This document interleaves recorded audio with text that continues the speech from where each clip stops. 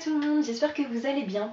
Alors je sais, je vous avais dit que cette semaine je vous retrouverai avec une vidéo nouveauté, mais il se trouve que j'avais pas du tout fait attention aux dates et normalement demain 1er septembre commence le Pumpkin Autumn Challenge et j'avais prévu de vous publier ma pile à lire plus tard et d'un coup je me suis dit bah non, du coup ça va pas parce que faut publier avant quand même, c'est au pire on s'en fiche mais c'est quand même plus logique. Donc du coup, me voilà à changer un peu ce que j'avais prévu de faire, donc je m'en excuse, mais vous aurez bien la vidéo nouveauté la semaine prochaine. Elle est tournée, programmée, il n'y a pas de souci. En fait, si vous voulez, je me suis trompée parce que pour moi le 1er septembre, c'est pas l'automne. Vous voyez, je suis en débardeur, il fait super chaud aujourd'hui, il est tard, je peux encore filmer, enfin bref, voilà, on n'est pas en automne. Et c'est vrai que moi, en plus avec la rentrée littéraire où je me réserve vraiment le mois de septembre pour lire ça, enfin pour lire toutes les nouveautés qui arrivent, pour moi l'automne, je vais vraiment commencer mes lectures fin septembre, voire plutôt début octobre. D'où le fait que voilà, mais bref, on va pas débattre pendant des heures et des heures. L'erreur est réparée, vous avez ma pile à lire pile poil pour le début du challenge et puis bah écoutez, on va démarrer tout de suite. Alors juste avant de démarrer, petite rétrospective explicative pour ceux qui débarqueraient, qui ne sauraient pas de quoi je parle. Le Pumpkin Autumn Challenge, c'est un challenge de lecture automnale organisé depuis plusieurs années maintenant par la chaîne Le Terrier de Guimauze. Je vous laisserai en barre d'infos le lien vers sa vidéo explicative de cette année pour pas faire une vidéo qui dure 15 000 ans et parce qu'elle explique beaucoup mieux que moi vu que c'est son challenge. Mais en gros, l'idée, elle a fait des menus avec des catégories sur des thèmes qui font penser à l'automne. Ensuite, nous, on choisit des livres, on met dans les petites catégories et on espère lire le plus possible pour valider. Voilà, voilà. Donc, je vais démarrer avec le premier menu. J'ai été obligée de couper parce qu'il se trouve qu'il y a un ami de mon copain qui vient d'arriver à moto et vous avez dû entendre. C'est passé juste à côté de la fenêtre et voilà. Et du coup, je me suis dit, c'est mort. On arrête, on recommence. Bref. Oui, parce que moi je suis là, j'essaye de tourner une vidéo. Et puis les amis de mon copain ils débarquent alors que c'était pas prévu. Et moi je suis là, mais j'avais prévu de tourner une vidéo, comment je vais faire? Donc du coup je suis là, je tourne vite pour ensuite aller les rejoindre. Bref, on va arriver à démarrer cette vidéo. Donc le premier menu, comme je vous disais, c'est automne frissonnant. Et alors là, je n'en reviens pas moi-même, parce que normalement chaque année c'est le menu. Voilà, moi je suis une grosse froussarde où les livres, j'en trouve pas vraiment. Et là, c'est limite, je pense que c'est même pas limite, c'est le menu qui me fait le plus envie. Alors, j'ai mon ordinateur juste ici parce que je ne retiendrai jamais tous les noms de catégories. Donc la première, c'est Gargare à la main de gloire. Alors aussi, parenthèse, j'assume, je le dis pour ceux qui auraient peur de le dire, je n'ai pratiquement aucune référence des noms de catégories. Voilà, parce que moi je suis pas du tout fantasy, c'est pas mon univers, donc je sens que je passe à côté de trucs. Tant pis, voilà, moi c'est pas grave, je lis tel quel les trucs et puis bah je me fais mon menu quand même. Dans cette catégorie, moi j'ai choisi le mot-clé policier, on s'en doute, hein.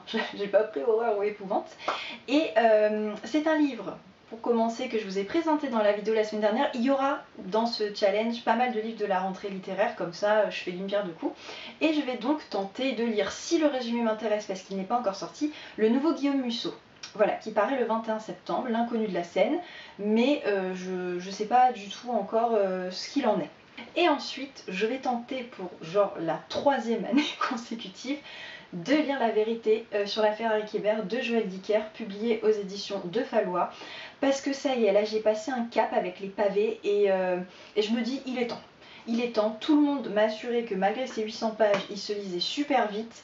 J'y crois. Franchement là, s'il y a une année ou jamais où j'y crois, c'est celle-là. Deuxième catégorie, alors là, la prononciation, Double Toil, je sais même plus comment la prononcer, c'était pas du tout Toil and Trouble. Comme je vous dis, je n'ai pas les références, donc voilà.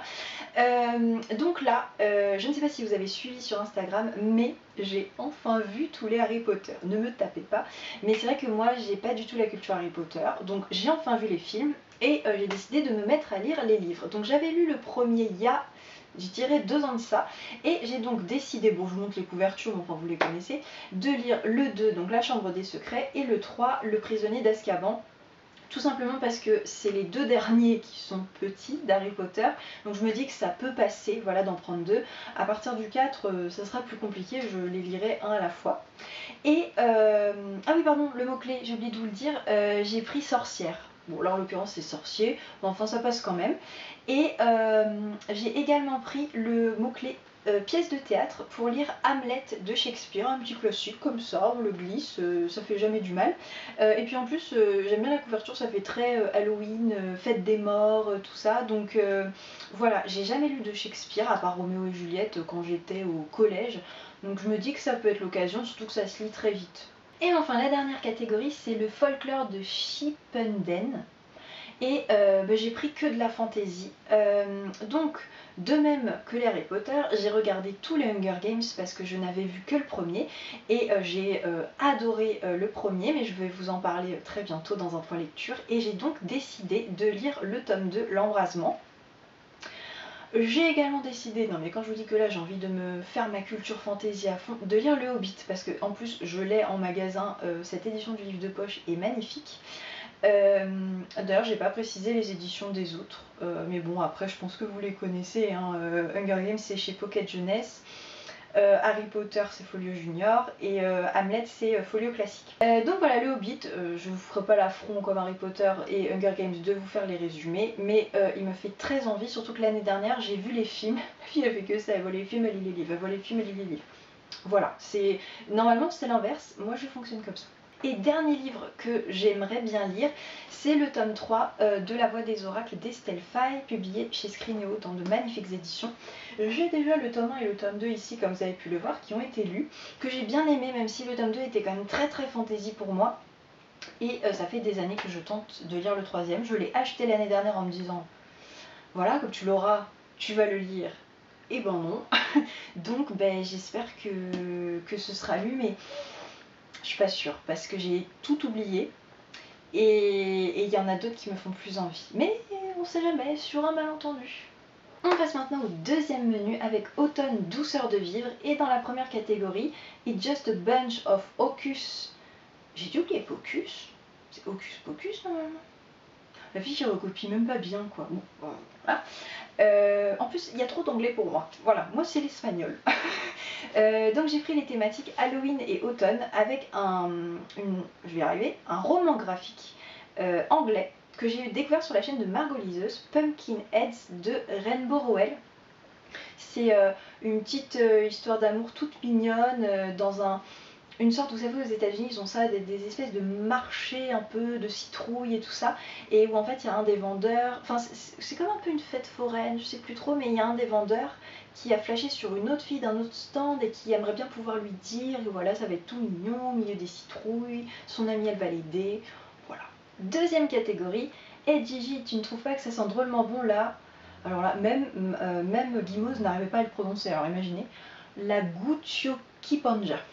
Voilà, et j'ai pris le mot-clé parcours initiatique avec un nouveau classique après Hamlet, Lettre à un jeune poète de Rainer Maria Rilke, ou Rilke peut-être, publié aux éditions Le Livre de Poche.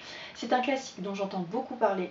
Tout le monde me dit qu'il est super, qu'il faut le lire, surtout comme en plus comme moi on aime écrire. Donc c'est vrai qu'il me fait très envie, je pense sincèrement, on peut jamais mettre sur de rien, mais qu'il sera lu. Troisième catégorie, il suffit de se souvenir de rallumer la lumière, et là j'ai pris le mot-clé Feel Good avec, oh je vois, Mon automne cosy de Caroline Millet, donc de la chaîne Caro from Woodland. Oui c'est Woodland je crois, enfin bref je vous mettrai sa chaîne en barre d'infos, j'adore cette fille, j'adore son travail, ses vidéos, oh, si vous aimez l'automne et l'hiver et les ambiances cosy à souhait, foncez. Et tout est dans le titre, voilà. Je l'ai commandé cet été et il me tarde de le lire. Et pour votre information, elle a terminé de préparer mon hiver cosy qui va sortir. Les précommandes sont prévues là pour fin août, début septembre. Il me tarde. Et enfin, dernière catégorie de ce menu, j'ai un dragon et j'hésiterai pas à faire feu. J'ai pas la référence mais ça me fait beaucoup rire quand même. Et là j'ai pris le côté illustré avec deux mangas. Alors profiter parce que ça n'arrivera limite jamais sur la chaîne. C'est juste que j'ai un ami qui adore les mangas et qui m'en a offert pour mon anniversaire. Du coup, eh ben, j'ai choisi La fillette au drapeau blanc, qui est un manga historique qui va se passer au moment, enfin en 45, oui, au moment où les bombes nucléaires ont été lâchées au Japon. Et j'ai l'intégrale de Solanine. Oh pardon, j'ai pas dit l'auteur. La fillette au drapeau blanc de Saya Miyoshi aux éditions Akata. Voilà, tout sera en barre d'infos comme d'habitude, ne vous inquiétez pas. Et donc l'intégrale de Solanine de Inyo Asano aux éditions Kana. Voilà. Là, on va être dans... En gros, c'est un contemporain, mais version manga. Donc c'est pour ça qu'il m'a dit que normalement ça devrait me plaire. Et on va suivre un couple apparemment, un jeune couple qui débute dans sa vie professionnelle, qui se pose plein de questions sur le sens de sa vie, tout ça. Ça a l'air super bien, très nostalgique. Je trouve que c'est idéal là pour la fin septembre, début octobre. Ne me demandez pas pourquoi c'est comme ça. D'ailleurs, je vous renvoie en barre d'infos à ma vidéo que j'ai faite sur la lecture par saison. Voilà, parce que alors là, on est pile dans le thème si ça vous intéresse. On passe maintenant au troisième menu automne enchanteur avec la première catégorie, la lunette de pierre, c'est extra quand on veut voir ce qui ne se voit pas. Et j'ai choisi le côté petit peuple, voire même un petit peu féerie, avec le tome 3 dans l'intégrale de la trilogie des elfes de Jean-Louis Fedgen. Je ne sais toujours pas si on prononce le T pour la troisième année consécutive, aux éditions Pocket. J'ai lu les 2 premiers tomes à chaque Pumpkin Autumn Challenge là depuis 2 ans, donc il est normal que je lise le 3e cette année. J'avais adoré le premier, un peu moins le deuxième qui commençait à être très fantasy pour moi. Ça ne veut pas dire qu'il est pas bien, c'est juste que n'étant pas trop de cet univers, voilà. Et je pense bon que le 3e va sûrement être dans la même idée, mais je tiens à finir cette série quand même. Deuxième catégorie, nom d'une dune. Et là, bon, j'ai pris le thème écologie parce que tout ce qui est science-fiction, post-apocalyptique et anticipation, autant vous dire que je ne lis pas ça. Mais en soi, ce livre-là va quand même plus dans le côté nature d'une autre catégorie, mais bon, on va dire que ça passe. C'est La vie au cœur de la forêt de Peter Wohlleben, publié aux éditions J'ai lu. Donc c'est l'auteur Wohlleben, je ne sais pas comment on prononce, c'est l'auteur, vous savez, de La vie secrète des arbres, très très connu pour ses livres de nature. Et ce petit poche, je l'ai eu à un moment en magasin, et il me faisait très envie pour savoir, justement connaître un petit peu le monde de la forêt, puisqu'il y a en sous-titre ses hôtes, ses secrets, ses fragilités. Et je l'avais feuilleté à l'époque, je l'avais trouvé super intéressant. Moi qui ne vais jamais en forêt parce que je déteste marcher, mais voilà, c'est l'idée. Mais je me dis justement, peut-être qu'en le lisant, j'aurais plus envie d'aller marcher en forêt, vous voyez. Et enfin, dernière catégorie, princesse. Donc là, j'ai pris le thème LGBTQ+, je sais pas si on prononce en anglais ou pas. Avec tout d'abord Mon père, ma mère, mes tremblements de terre de Julien Dufresne Lamy aux éditions HarperCollins Poche, où là en fait un père de famille va décider de changer de genre et de devenir une femme, et ça va être le récit du bouleversement familial de cette décision. Et je vais également me prendre, je crois que c'est un...